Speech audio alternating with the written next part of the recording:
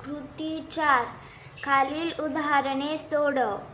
चला तर आता आपण दिलेले खालील उदाहरणे सोडवूयात. पहिले उदाहरण पाहू. एका ग्रंथालयात पुस्तकाची 251 कपाटे आहेत. प्रत्येक कपाटात 732 पुस्तके असल्यास त्या ग्रंथालयात एकूण किती पुस्तके आहेत? आपल्याला इथे असे सांगितले आहे की एक ग्रंथालय आहे. त्या ग्रंथालयामध्ये एकूण पुस्तकं ठेवण्यासाठी 251 कपाटे आहेत आणि प्रत्येक कपाटामध्ये 732 पुस्तके असल्यास त्या ग्रंथालयात एकूण किती पुस्तके आहेत ते आपल्याला सांगायचे आहे.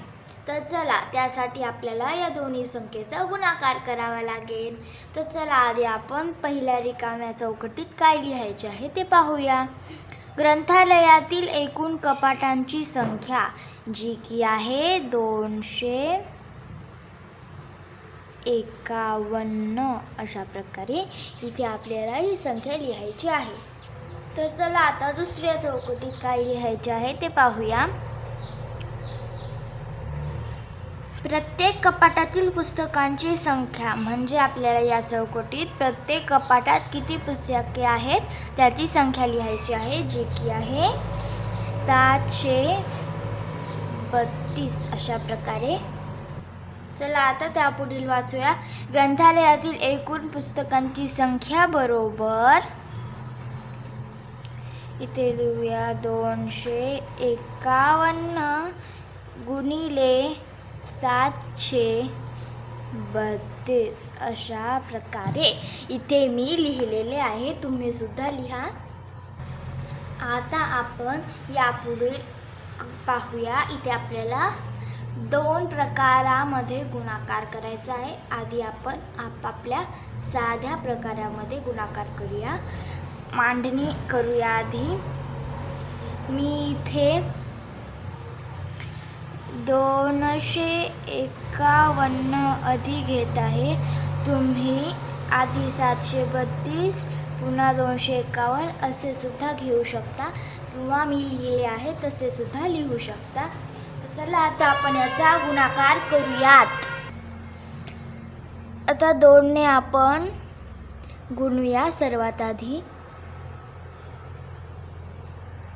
इथे माझे थोडेसे चुकले. आपल्याला अंक दूर दूर लिहायचे आहेत, म्हणजे आपण जेव्हा त्या अंकाला गुणतो तेव्हा त्याच्या खाली आपल्याला लिहिण्यास बरोबर दिसले पाहिजे. त्यामुळे आता मी थोडे अंतर सोडून लिहिले आहे. तुम्ही सुद्धा असे अंतर सोडून लिहा, जेणेकरून सुटसुटीत आणि सोपे दिसतील, करण्यासाठी होईल. तर चला, आता गुणाकार करूया. 2 एके 2, 2 पंचे 10, हच्चा साले 1. मी तर हच्चाचा देत नाही आहे, तुम्हाला देण्याची इच्छा असेल तर देऊ शकता. हच्चाला 1, 2 दुनी 4, हच्चाचा 1 5. आता आपण एककाने गुणले म्हणून इथे 0 देऊया. आणि आता दशकाची बारी आहे म्हणून दशकापासूनच सुरुवात करूया.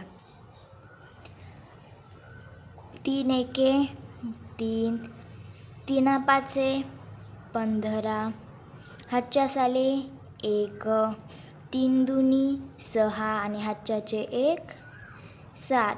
आता आपण एककाने आणि दशकानेही गुणले म्हणून या दोन्ही ठिकाणाच्या खाली आपण 0 देऊया. आणि आता आपण शतकाने गुणूयात. 7 एके 7, 7 पाचा 35, हच्चे आले 3, 7 दुनी 14 अधिक हच्चाचे 3 17. अशा प्रकारे आपण इथे गुणाकार करायचा आहे. आता आपण याची बेरीज करूया. 2 अधिक 0 अधिक 0 बरोबर 2, 0 अधिक 3 बरोबर 0 बरोबर 3, 5 अधिक 5 बरोबर 10 अधिक 7 बरोबर 17. हातचे आले 1. 7 अधिक 5 बरोबर 12. हातच्याचे 1 13. हातचे आले 1. हातच्याचे 1 अधिक 7 बरोबर 8. आणि 1 मध्ये काहीच मिळवायचे नाही आहे, तर इथे येणार 1च. आपले उत्तर आले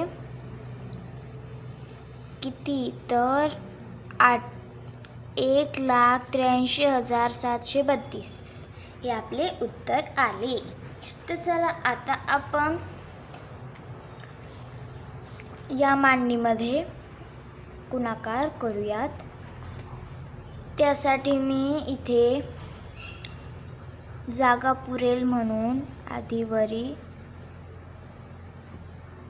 थोडं चुकले, इथे 3 लिहायचे होते, मी चुकून 5 लिहिले. आणि हे जे गुणाकार चिन्ह आहे ते मी इथे देते, कारण की आपल्याला खाली जागा पुरेल त्यामुळे. तर आता आपण गुणाकार करूया. 1 ने कोणत्याही संख्येला गुणले तर संख्या तीच उत्तर जी असते तीच संख्या येत असते. त्यामुळे आपण आता इथे गुणल्यानंतर हे उत्तर लिहूया. त्यानंतर इथे 0 देऊया, कारण की एककाने गुणणे आपले झालेले आहे. आता आपण दशकाने गुणूया. 5 दुनी 10. हातच्यास आले 1. 5 त्रिक 15 अधिक 1 16.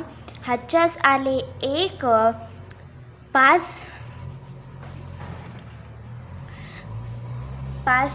7 35 आणि हातच्यास आलेले 1 बरोबर 36.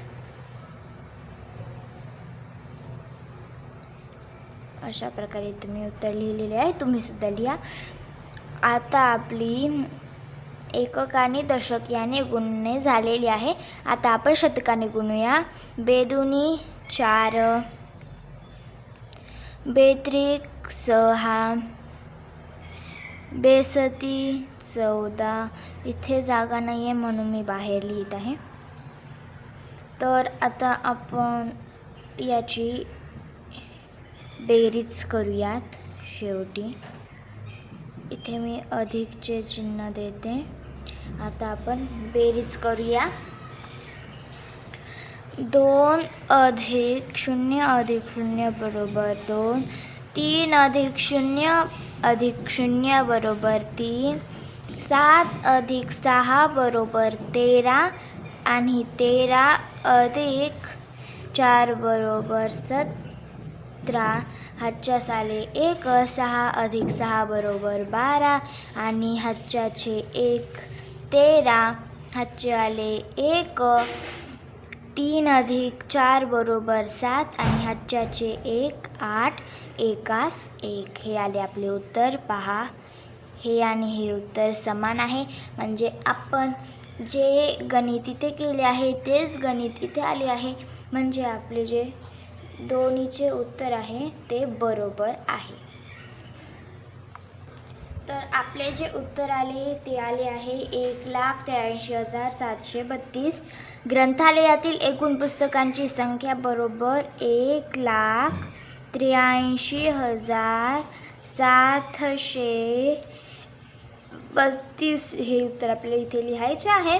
आणि अशा प्रकारे आपली कृती क्रमांक 4 मधील पहिले उदाहरण सोडवणं झालेले आहे. आता आपण कृती क्रमांक 4 मधील दुसरे उदाहरण पाहूया.